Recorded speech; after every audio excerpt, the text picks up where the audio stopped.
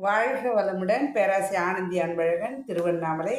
இன்னைக்கு சிந்தனையாக என்ன எடுத்துக்கலாம் அப்படின்னா, நாலூர் நற்சிந்தனையில் சுவாமி என்ன கொடுத்துருக்காரு அப்படின்னா, ஞானம், பக்தி, மாயை, முக்தி அப்படின்னு கொடுத்துருக்காரு. ஞானம் அதுக்கும் பக்திக்கும் ஒரு கனெக்ஷன் இருக்க தான் செய்யும். ஏன் அப்படின்னா, அடிப்படைன்னு ஒன்று இல்லை அப்படின்னா அது மேலே கட்டடம் கட்ட முடியாது. ஸ்ரீ ராமகிருஷ்ண பரமஹம்சர் சொல்லுவார், மேலே நம்ம வந்து இப்போ இது போடுறோம், தளம் போடுறோம் அப்படின்னா கீழே வந்து பார்த்திங்க அப்படின்னா அந்த பீம் இது மாதிரி கொடுக்கக்கூடிய அந்த கட்டைகள்லாம் வைக்க தான் செய்வாங்க. அது வந்து பார்த்திங்க அப்படின்னா அது இருக்கிறதால தான் மேலே வந்து தளம் போட முடியும். சரி, தளம் தான் போட்டிருக்கோம், அப்போ அந்த கட்டை அப்படியே இருக்குது, உள்ளே வந்து சாரம் அடிச்சுப்பாங்க இல்லைங்களா, அந்த சாரெல்லாம் இருக்கே அது எடுக்க முடியுமா அப்படின்னா அது எடுத்தால் தான் அந்த பில்டிங்குள்ளே போக முடியும். சாரம் போன்றது பக்தி, ஞானம் போன்றது மேலே இருக்கக்கூடிய நிலை.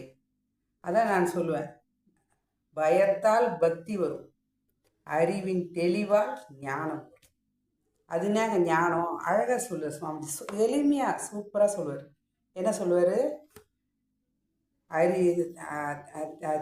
அறிவை அறிவால் அறிந்த தெளிவே ஞானம். அறிவை இருக்குது, அறிவை அறிந்து தெளிவால் தெளிவதே ஞானம் அப்படின்வார். அப்போ ஒரு குழந்தைக்கு தகப்பன் யார் அப்படின்னு கேட்டோம் அப்படின்னா அவங்க அம்மாவுக்கு தான் தெரியும்.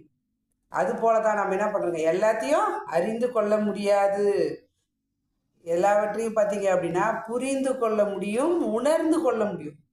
இது போன்ற தத்துவத்தை நம்ம என்ன பண்ணுங்க, சந்தேகம் மறக்க முடியாத, மாற்ற முடியாத வகையில் என்ன பண்ணுங்க, அறிந்து கொள்வது திடநிலையே ஞானம்.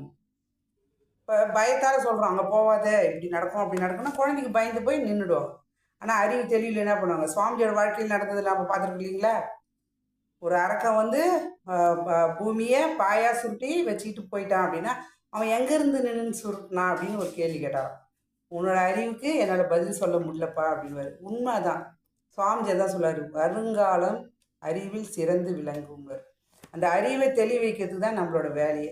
அப்போ நம்ம என்ன பண்ணுறோம் அப்படின்னா, வளர்ப்போர் சொல்லி கொடுப்பதை திருப்பி திருப்பி சொல்லும் கிளிப்பிள்ளை போன்ற நம்ம என்ன பண்ணுங்க, தாயார் சுட்டி காட்டிய ஒருவன் தான் தகப்பன் அப்படின்னு நம்ம உறுதியாக சொல்லும் பொழுது அந்த மகனின் மனோநிலையை பொறுத்து தான் எழுதப்பட்ட கருத்து தான் சரின்னு நம்புகிறோம் பாருங்க. இந்த நிலை தான் இந்த மாதிரி. அப்போ நம்ம என்ன பண்ணுறோம் அப்படின்னா, நம்ம அது வந்து அதான் சுவாமி அழகாக ஒரு வார்த்தை சொல்ல, சொல்லால் மட்டும் நம்பாதே சுயமாக சிந்தித்தே தெளிவாய் நீன்வர். அப்போ தெளிவு இருந்துருச்சு அப்படின்னா, அறிவில் மயக்க நிலை மாய நிலை இல்லாமல் தெளிவு இருந்துச்சு அப்படின்னா அடுத்த நிலையாக இருக்கக்கூடிய ஞானத்தை உணர்ந்து கொள்ள முடியும், உண்மையை புரிந்து கொள்ள முடியும், அறிந்து கொள்ள முடியும்.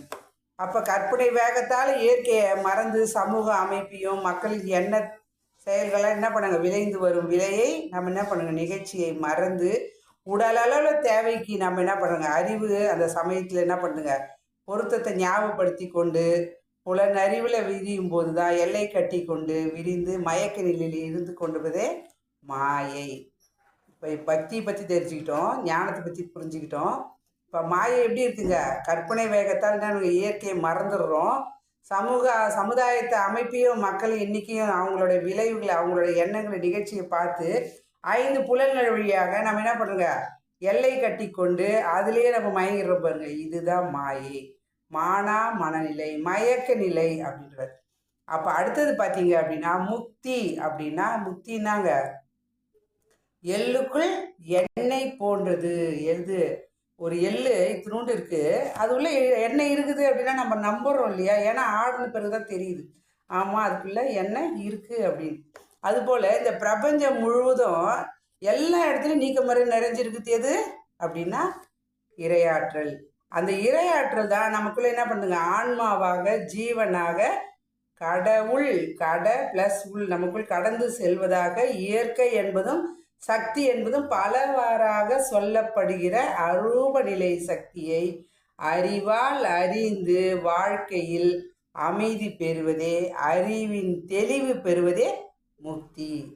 அப்போ அந்த முக்தி நிலையை நான் அடையணும் அப்படின்னா பக்தியில் தோய்ந்து, சரிங்க எனக்கு பக்தி இல்லைங்க, நான் என்ன பண்ணுங்க, நல்ல எண்ணங்கள் இருந்தாவே போதும். நல்ல எண்ணங்களே ஒருவனை உயர்த்தும்.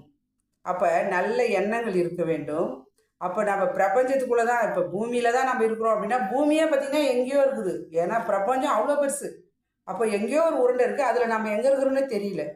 அப்போ அந்த நிலையில் இருக்கக்கூடிய அந்த சக்தியை நம்ம என்ன பண்ணுங்க, அதான் சொன்னாங்களே தூளிலும் இருப்பான் துரும்பிலும் இருப்பான்னா எல்லா இடத்துலையும் இருப்பது எது அப்படின்னா இறைவன் இறைவன் இறைவன்.